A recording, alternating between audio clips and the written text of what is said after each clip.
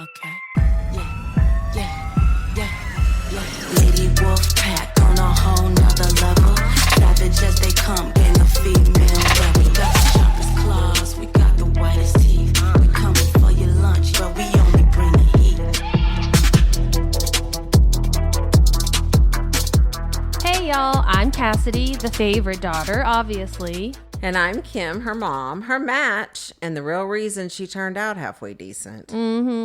Welcome to Mom's Favorite, the podcast where we laugh, vent, and overshare like it's our full-time job. Yeah. And we're coming straight to you from Austin, Texas, where the queso's hot, the opinions are hotter, and we don't sugarcoat a damn thing. You know, just think of us as Thelma and Louise, but only they're related and they have a podcast instead of a death wish. So go ahead and pour yourself something strong, maybe a margarita, get a little snack. Because here on Mom's Favorite, we got a lot to unpack.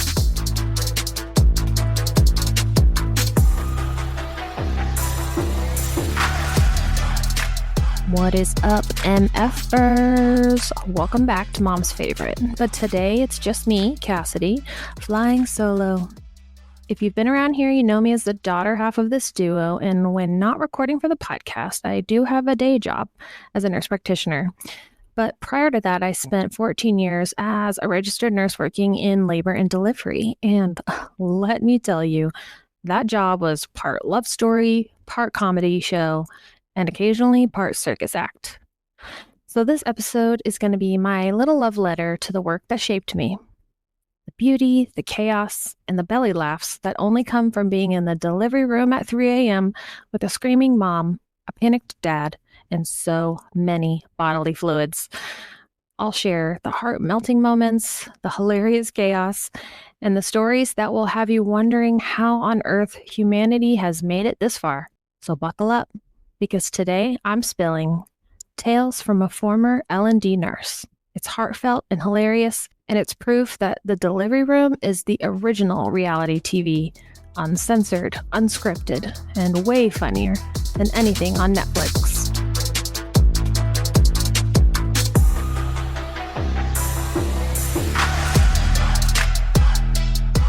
Okay, so here's the thing. Being a labor and delivery nurse was so much more than a job to me. It was sacred. It was humbling. It was the greatest privilege of my career, and it shaped and changed me in ways I'll never forget. And the truth is that working in labor and delivery looks nothing like what people imagine. It's not just snuggling babies and handing out pink and blue hats. It's being present for the highest highs and sometimes the lowest lows, all in the same shift. So before I dive into the chaos, I feel like I need to give this career the tribute it deserves. So I'm going to read a little poem that I initially saw online, but kind of made some tweaks to better reflect my personal experiences. Before I start, I do want to give a gentle trigger warning. The next part mentions infant loss, and I want to acknowledge how deeply difficult that can be. So if you're not in a space to hear something like that right now, please take care of yourself and skip ahead a little bit. This is called The Things I Never Documented, Labor and Delivery Nurse version. They asked for notes, vitals, medications, interventions. Cervix 5 centimeters at 9:15 a.m. Epidural placed at 10:40. Baby delivered at 12:03. Placenta intact. But there was no field for fear. No checkbox for the tremble in my patient's voice when she whispered, "I can't do this." And I knelt beside her and said, "Yes, you can." I charted fetal heart tones, but not the way her partner wept the first time he heard that unmistakable gallop of his baby's heartbeat on the monitor. Not the way he pressed his forehead into hers during every push as if their bodies could share the burden. There's no line for how I held her hand through contractions when she had no one else in the room. How I wrapped her in warm blankets, not just for comfort, but for dignity. No space to write that my heart stopped when the baby didn't cry and that I held my breath until it did.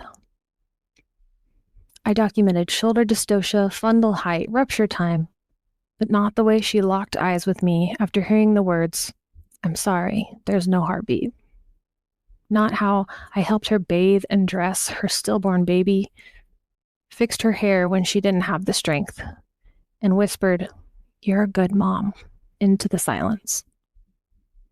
I recorded APGAR scores and blood loss totals, but not how I wiped away tears. I never documented how I stayed late because I just couldn't walk away from a mother saying goodbye. The system asks for data. It does not ask for the strength it takes to comfort a screaming teen delivering a baby she wasn't ready for, or the sacred pause before a cesarean when I'd lay my hand on her shoulder and say, "It's okay to be scared because I'm not." Because labor and delivery is not just clinical. It's spiritual, it's primal. It's a front row seat to the first breath and sometimes the last. So, if you ask what I did as an L&D nurse, know this. Yes, I monitored vitals. Yes, I coached through contractions. And yes, I helped deliver babies. But I also witnessed transformation. I still carry stories. I stood guard at the threshold of life and loss. Only other labor and delivery nurses will understand that the most important parts of my work were never documented. All right. Enough of the Hallmark moment. Yes, I loved my job. It was sacred. It was special, blah, blah, blah. But it wasn't all rainbows and baby powder commercials, okay? No, sometimes it was like working backstage at the world's messiest reality show, except instead of roses, there were placenta buckets. And for every beautiful, magical birth, there was another where I was thinking, this cannot be real life. And yet it was. So let's get into the good stuff, because I know that's what you're really here for. Being an L&D nurse was a front row seat to some of the most unfiltered, unhinged, and hysterical moments humanity has to offer. And lucky for you, I collected the receipts.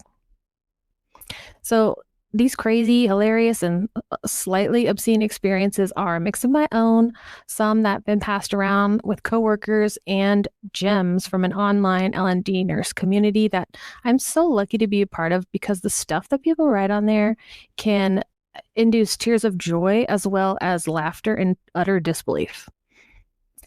And none of these things will include any identifying patient information, so no HIPAA violations today, okay?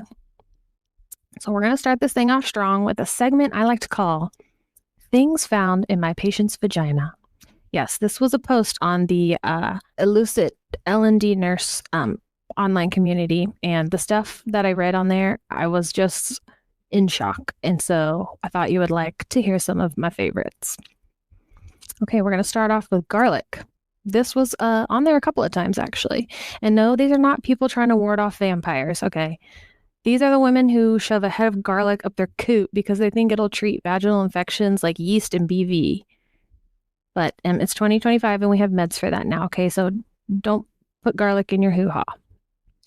Staying strong with the food, we got egg and potato. An egg and a potato in her taco. Okay, moving on. We got an intact maraschino cherry. Imagine it comes out with a knot in the stem. Now that'd be impressive. Okay, next we have a cockroach with all of its legs. Okay, now this definitely wasn't my patient, because if it was, I'd be no longer with us. I would simply pass away. Okay, we've got My Little Pony and her comb, of course. A pencil, ow. Big hairball. I saw a couple of these and I have questions. A mini bottle of Crown Royale. Okay, party girl, obviously. Plastic donut. She must have had kids. A bundle of 10 hair ties. Again, I have questions. Yellow rubber ducky. Money. Fun size bag of M&Ms. That one was a diabetic patient, if you can believe it. I know. Dice. It was probably like a lucky dice situation, I'm guessing. Chicken wing bone. Saving it for later, I guess. I don't know. This one made me laugh more than it probably should, but I was dying. Someone said, literal rocks. Was doing a pelvic exam and pebbles started falling out. Patient said, well, I was doing some gardening earlier. The way I would have fallen on the floor, I cannot. And someone else said, A girl was brought in from the local prison during second trimester, insisting there was something sharp in her vagina that she had inserted but wouldn't say what. Big long saga of whether to believe her or not. Anyway, she ended up in the OR to investigate. And they found a rolled up tiny piece of cardboard with the word sharp written on the inside. A girl will do anything to keep out of jail, let me tell you. A baggie of drugs. There was lots of drugs and drug paraphernalia for sure. And this one, the final one, killed me too.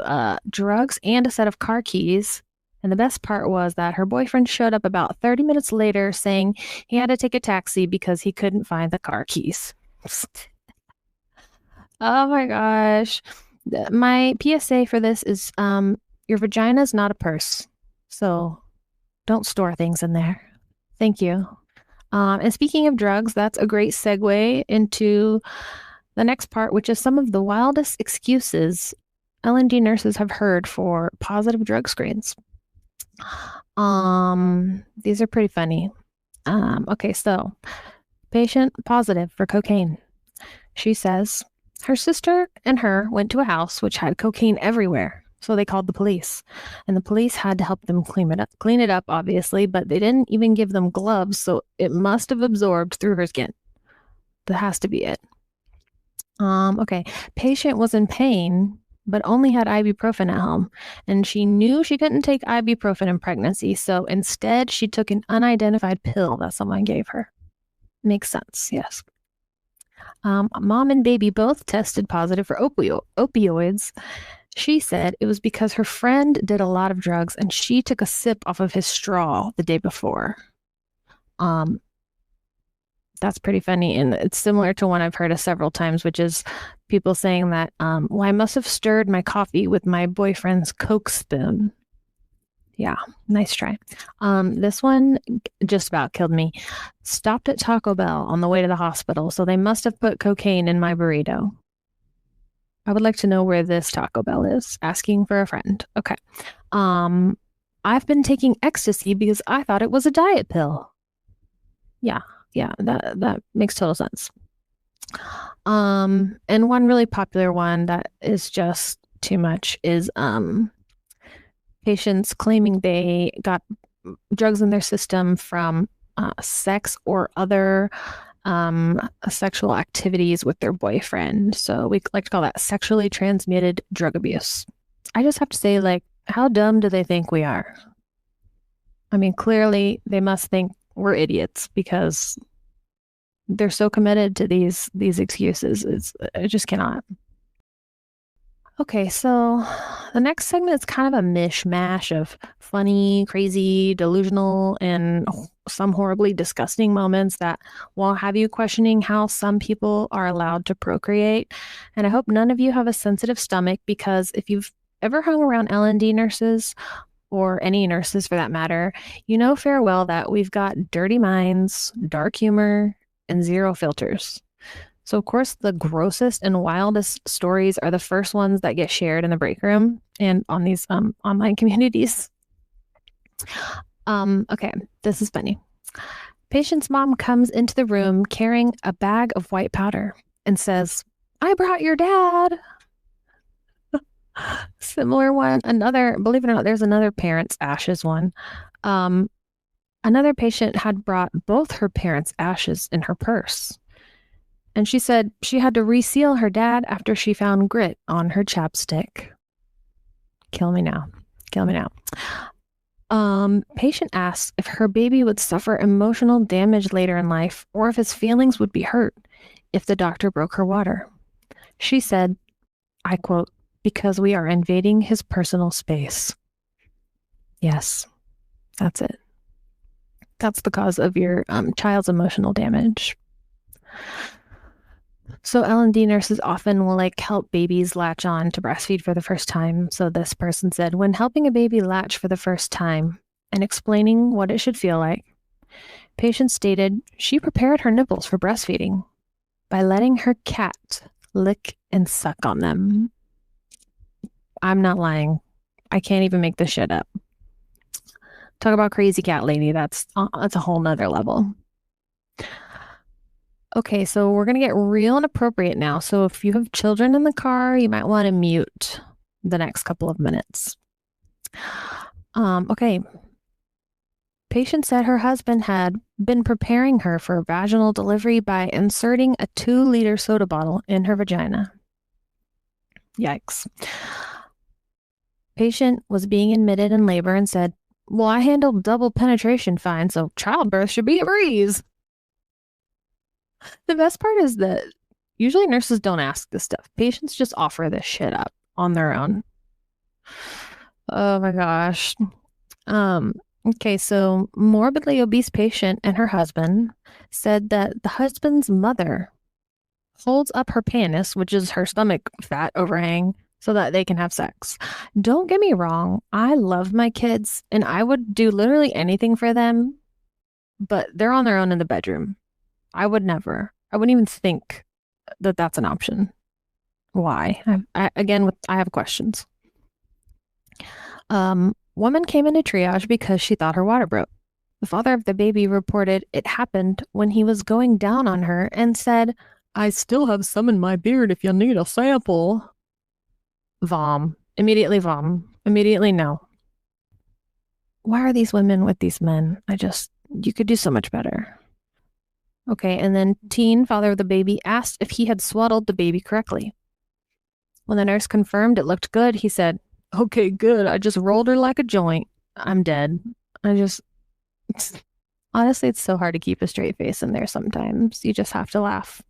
Okay, some of these next stories left me laughing awkwardly, but also low-key terrified for humanity and ready to rewrite the entire damn U.S. sex ed curriculum myself, because clearly the educational system is severely lacking in this area. So parents, we must do better.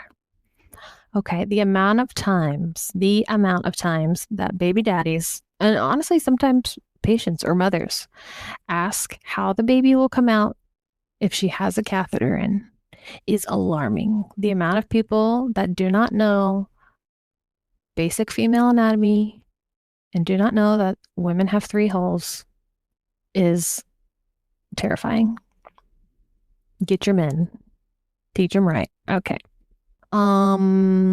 Several times, this has happened to me as well, several times patients or family members ask if we have unvaccinated blood or donated breast milk. Yeah.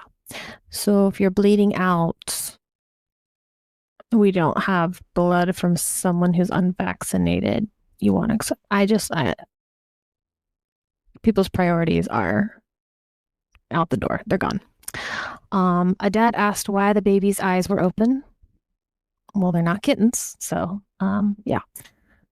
Baby was born and placed directly on mom's chest. Cord still attached. How much does he weigh? Or even worse, oh, so he's not circumcised yet? He's still attached to her body. When did we weigh him? Or better yet, when did we circumcise him? They don't come out that way. A patient always had her belly exposed when the nurse went into the room, and so the nurse kept like pulling her gown down. And one time she pulled the gown down while doing vitals, and the patient said, so my baby can breathe if my belly button is covered? And this woman was like in like her last trimester of pregnancy. So she's been living life with her belly button exposed the whole time. Oh my. Patient was choosing to formula feed her baby, which fed his best, love it. After bringing in some bottles of formula for them, the father of the baby asked if we had other flavors like chocolate or strawberry. Oh my. And then finally, father of the baby asked what the red bumps were on the baby's chest. Nipples? Oh my gosh. That, my friends, is literally just scratching the surface of a job that's equal parts miracle, madhouse, and comedy show. And to every nurse still on the floor, I see you. I love you. I've got so many more outrageous, hilarious, and downright unbelievable delivery room stories that we might have to make this a series. Okay. But before I go, let me just say, if this episode has taught you anything, let it be this. Please, for the love of all things holy, teach your children, especially your boys, basic female anatomy and reproduction. Because trust me, ignorance in the delivery room is not cute. Thanks for coming along with me on this solo ride. Don't worry, Mom will be back next week, and I guarantee she'll have plenty to say. This has been Mom's Favorite, delivered fresh with no epidural required.